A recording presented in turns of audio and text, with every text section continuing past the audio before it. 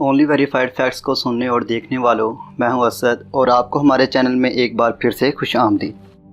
Jail जिसकी दीवारें सिक्के के दो पहलू की तरह होती हैं, जिसकी एक जानिब तो दुनिया उसी स्पीड से आगे बढ़ती चली जाती है, लेकिन दोस्तों इसकी दूसरी जानिब मानो ऐसा ही होता है जैसे दुनिया थम सी गई हो और वो दुनिया जल्द ना ख़त्म होने वाली हो। इसकी वजह से हर कोई जेल जाने से डरता है, लेकिन गलती कोताही से की गई भूल चूक की वजह से कभी न कभी किसी को जेल की हवा खाना पड़ती है, लेकिन तय करदा मुद्दत के लिए, जिसके बाद उसकी रिहाई हो जाती है। दोस्तों आज की इस वीडियो के टॉपिक की तरफ अगर बढ़ा जाए तो तारीख में इत्तेहाद इन कैदियों पर बहुत बेरहम रहा है, जहां आपको अपनी गलती की सज़ा दिन काट काट कर नहीं बल्कि मरने की दुआ मांगते मांगते काटना पड़ती थी, क्योंकि इतिहास की जेलों में की जाने वाली बेरहम दिली से छुटकारा सिर्फ और सिर्फ मौत ही करवा सकती थी। तो आज की इस एपिसोड में आपको इतिहास की एक ऐसी दर्दनाक जेल के बारे में बताया जाएगा जहां खून निकलने पर दवा नहीं नमक छिड़का जाता रहा, और एक ऐसी जेल जिसमें कैदी को एक छोटे से लकड़ी के डब्बे में मरते दम तक बंद कर दिया जाता था। लेकिन नाज़रीन, ये सब जानने से कबल आप सबसे गुजारिश है कि अगर आपने अभी तक हमारे चैनल को सब्सक्राइब नहीं किया तो हमारे चैनल को सब्सक्राइब करके हमारे इस मुनफरिद चैनल का हिस्सा बन जाए। तो चलिए दोस्तों स्टार्ट करते हैं।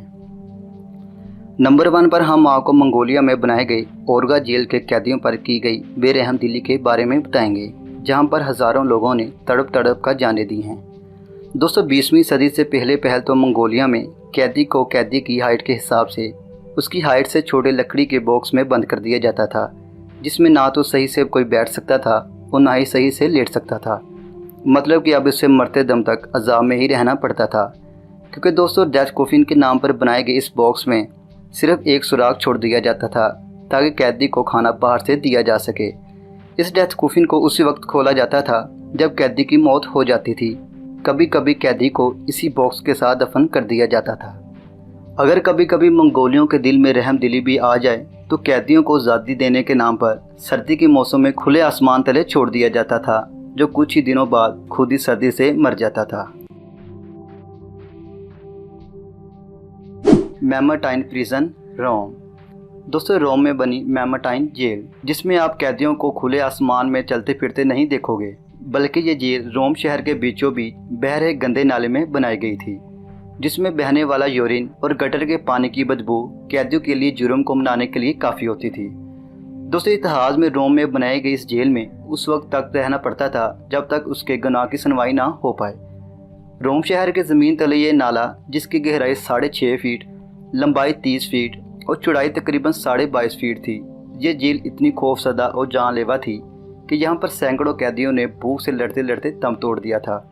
इतिहास में कहा जाता है ये असल तो सिर्फ एक नाम की ही जेल थी, क्योंकि यहाँ पर अगर किसी कैदी की सुनवाई ना हो पाती तो वो कैदी इसी जगह पर गंदी बदबू, खौफ और भूख की वजह से दम तोड़ जाता था। मौजूद नाजरीन, अगर आसान अल्फाजों में ये कहा जाए तो ये जेल नाम की ही जेल थी, जिसका असल मकसद जिन कैदियों को यहाँ ले जाया जाता था उनको मौत के घाट उतारना होता था, ताकि दूसरों को ये सबक मिल सके कि रोम शहर में गलती करने का अंजाम और यहाँ पर कानून को तोड़ने का अंजाम कितना भयानक साबित हो सकता है। अमेरिकी सिविल वार, जिसमें 1961 में गुलामों की आज़ादी के लिए बनाया गया प्लान एक जंग का रुख मोड़ चुका था, लेकिन इस सोच ने लाखों गुलामों को आज़ादी और खुशहाल ज़िंदगी देने के अलावा गुलामों की आज़ादी की सोच में खड़े होने वालों को बंदी बना डाला था। लेकिन दोस्तों सिर्फ एक सोच से जंग तक का सफ़र इतना आसान न था।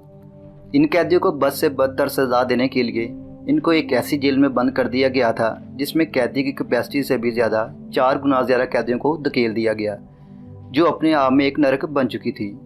क्योंकि नाज़रीन इतिहास में यह भी लिख दिया गया था कि यहाँ कैदी अपनी आज़ादी का सोच तो क्या सही से खा पी भी नहीं सकते थे, सिर्फ मरने की दुआ के अलावा। कुछ तो भूख की वजह से मर जाते थे और कुछ जानलेवा बीमारी का शिकार बन जाते थे।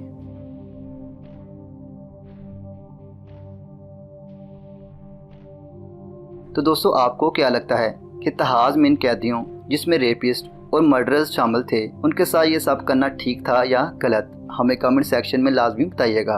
दोस्तों अगर आपको आज की हमारी इस वीडियो से कुछ सीखने को मिला तो हमारी वीडियो को लाइक और ऐसे इन्फॉर्मेटिव और इंटरेस्टिंग वीडियोस के लिए हमारे चैनल को भी सब्सक्राइब कर लें। तो मिलते हैं ऐसे अगली ऐसे ही इंटरेस्टिंग वीडियो के साथ। तब तक के लिए इजाज़त दें। अल्लाह हाफिज़।